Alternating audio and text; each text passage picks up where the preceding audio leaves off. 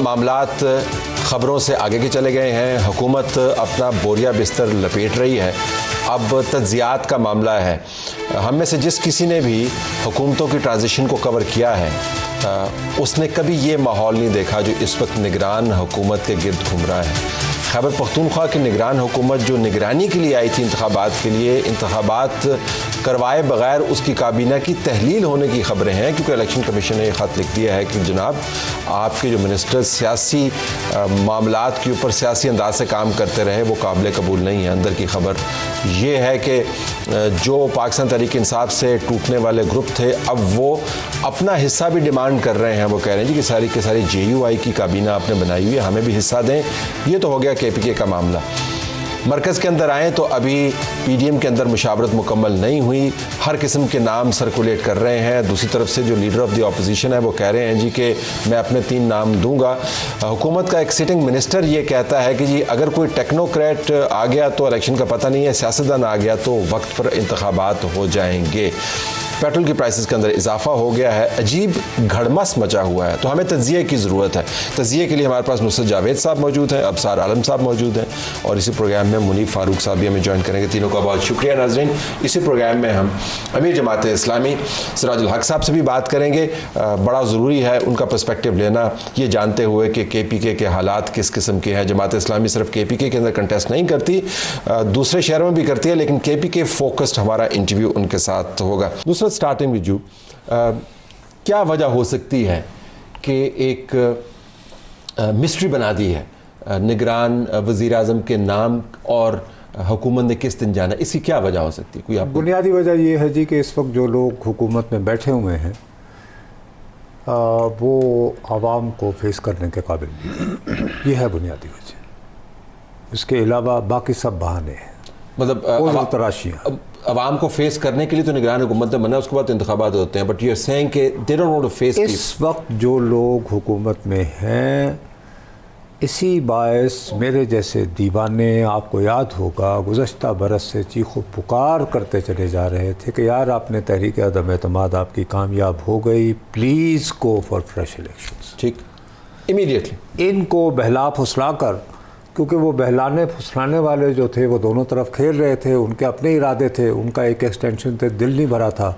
अब उनके एक और डॉक्ट्रिन आ रही थी जियो इकोनॉमिक्स वाली, पता नहीं क्या वो होती है, मुझे तो समझ नहीं आती है ऐसी इस्तिलाहें, आप ज़्यादा पढ़े लिखे आदमी हैं।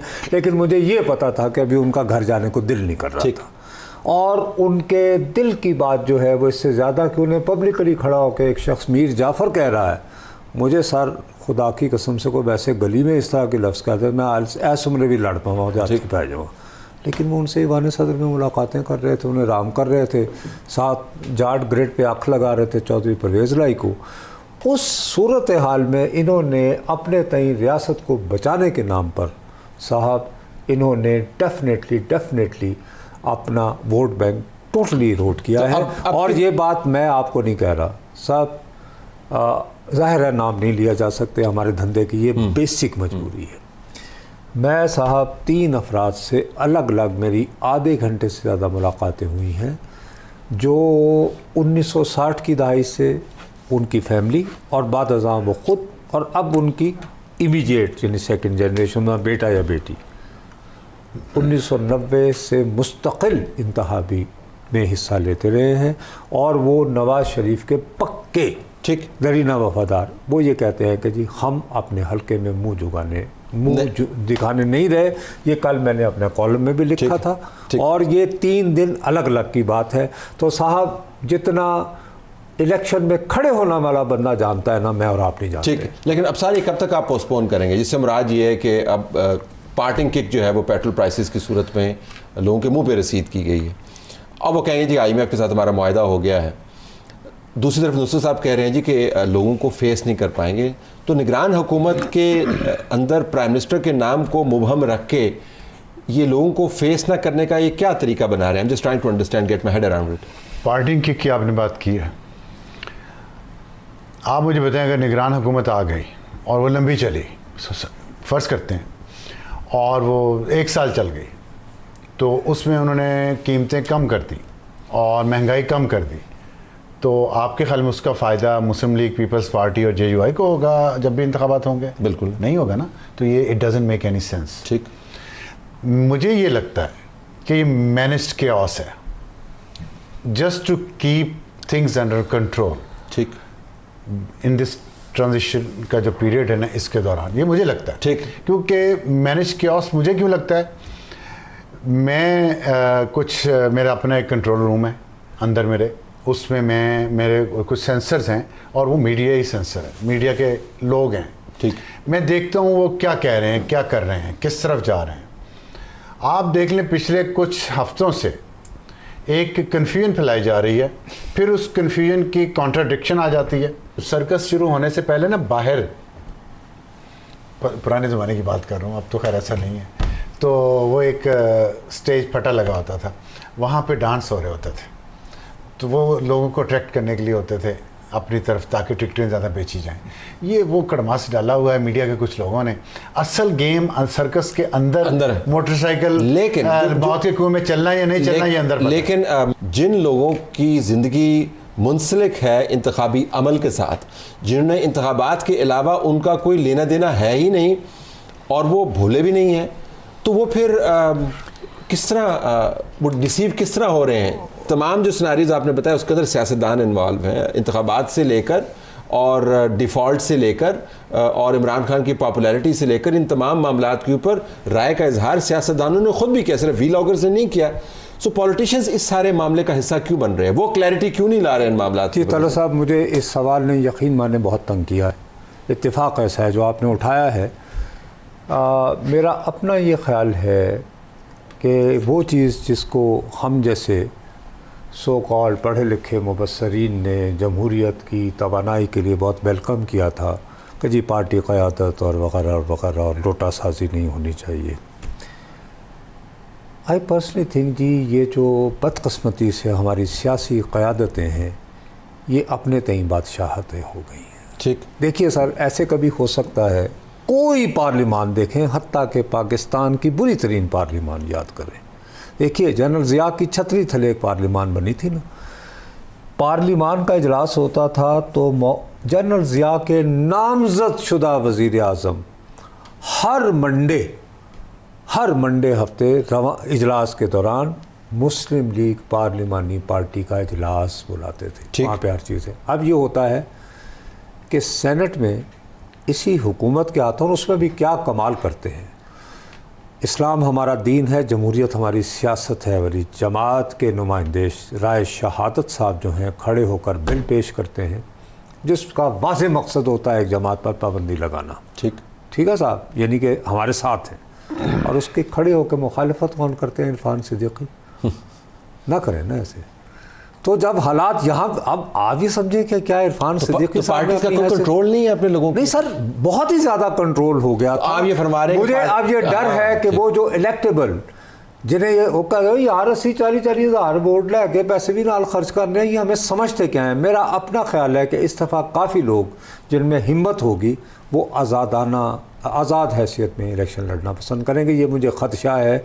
अगर नवाज शरीफ साहब के रेफरेंस में कह रहा हूँ कि अगर वो ख़ुद तशरीफ़ ना लाए तो मुस्लिम लीग में ऐसा सानिया। अच्छा, इलेक्शन के होने तक और मुंतखब नुमाइंदगान के दोबारा से अपने ओहदे संभालने तक बीच में इंटरिम का एक बहुत बड़ा दरिया बह रहा है, और उस दरिया के अंदर कश्ती किसने चलानी है, कप्तान किसने होना है, इसके ऊपर बहुत बड़ी एम्बिग्विटी है। बाय नाउ आई थॉट कि आज 1 अगस्त है, बीच में एक वीकेंड भी पड़ जाना है। आई थॉट कि पार्टीज़ की तरफ से क्लैरिटी आ जानी चाहिए, नाम वगैरह सामने, सीरियस नाम आ जाने चाहिए।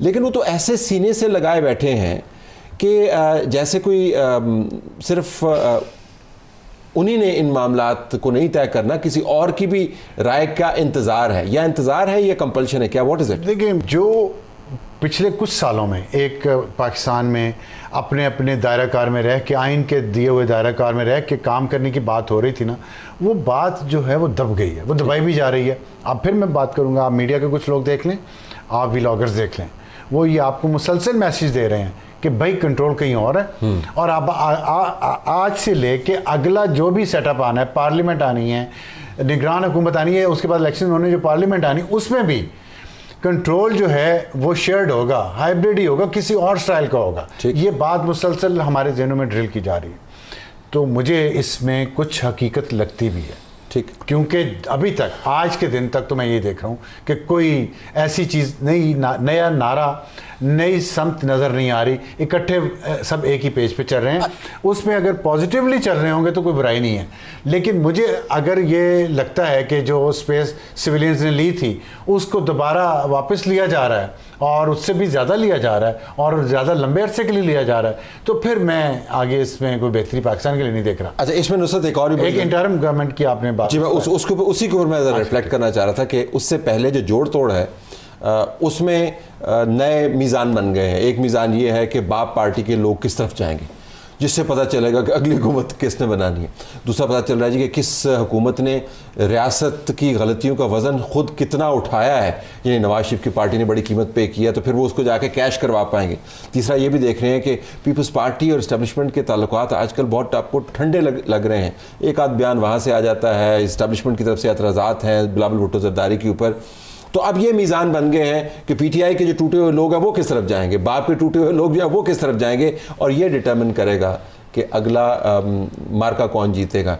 तो फिर ये ठीक कह रहे हैं, तो सारी जमातें मिली हैं, नवाज शरीफ भी मिल गए साथ और पीपल्स पार्टी भी मिल गई साथ, और सब एक ही पेज पे हकीकत में आ गए। देखिए जी, अपेरेंटली अगर देखा जाए तो मेरा